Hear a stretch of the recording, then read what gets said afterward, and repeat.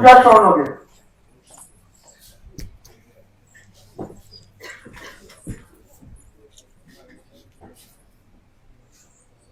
এবং এবং ব্যাচ পড়িয়ে সম্মান জানাবেন শেখ আব্দুল আজিম। ব্যাচ পড়িয়ে সম্মান জানাবেন শেখ আব্দুল আজিম।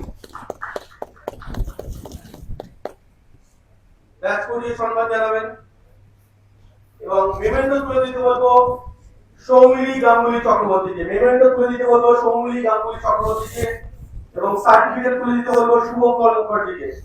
মেমেন্টো তুলে দিতে বলবো সৌমিলি গাঙ্গুলি চক্রবর্তীকে এবং সার্টিফিকেট তুলে দেবেন শুভঙ্কর। পূজা স্বর্ণ এরা যেই রকম ভাবে সোশ্যাল মিডিয়ার পজিটিভ কন্টেন্ট করছে 2025 সালে। নমস্কার সবাইকে। প্রচুর গুণী মানুষ এখানে রয়েছেন, সেই জায়গায় এসে তাদের সামনে এরকম সম্মাননা পাওয়াটা সত্যিই খুব গর্বের বিষয়। জানি না সত্যি আমরা এতটা ভালো কাজ করি কিনা যে এত গুণী মানুষের সামনে আমরা এই সম্মান পাওয়ার যোগ্য, বাট থ্যাংক ইউ পুরো টিমকে যারা আমাদেরকে এই যোগ্য মনে করেছেন এবং এখানে নিয়ে এসেছেন। আমরা লাস্ট 2 বছর ধরে বিভিন্ন মোটিভেশনাল ভিডিও বানানোর চেষ্টা করছি, যে আমাদের মানে সবাই তো ভাবেন যে কলকাতাটাই বেঙ্গল, সব জায়গাতেই কলকাতাকেই বেঙ্গল হিসেবে প্রেজেন্ট করা হয়, সেটা মুম্বাই হোক বা অন্যান্য জায়গায় গোটা ভারতবর্ষে। বাট আমরা মনে করি যে রেস্ট অফ বেঙ্গল যেটা পড়ে থাকে কলকাতা বাদ দিলে সেটাই আসল বেঙ্গল।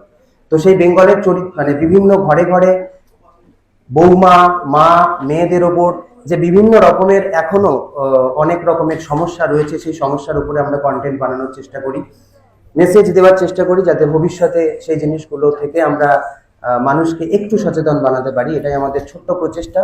এভাবেই আমরা এগোচ্ছি। আমাদের আশীর্বাদ করবেন আগামী দিনে যেন আমরা আরো ভালো প্রজেক্ট বা কন্টেন্ট বানাতে পারি। Thank you.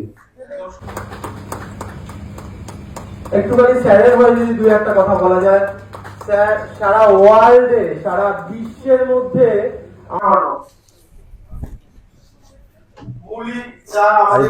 অন্যতম অনেক বছর ধরে সাংবাদিকতা করছে এবং অসংখ্য ধন্যবাদ মাশাআল্লাহ কথাকে এই মুহূর্তে সংগঠিত করা হলো। এরপরে আমরা পরবর্তী সেগমেন্টে আরেকজনের কাছে যাব এবং সার্টিফিকেট তুলে দেবে পূজা স্বর্ণকে।